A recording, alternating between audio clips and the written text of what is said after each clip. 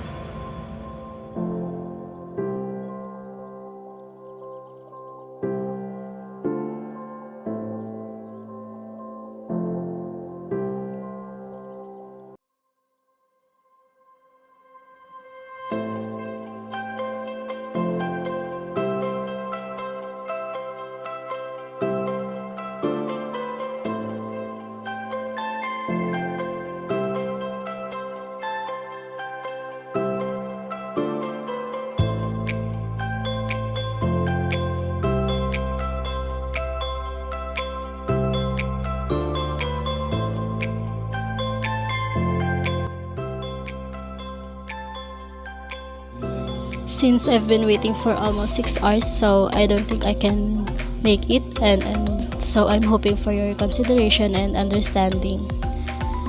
That's all for my activity 6. Thank you for watching.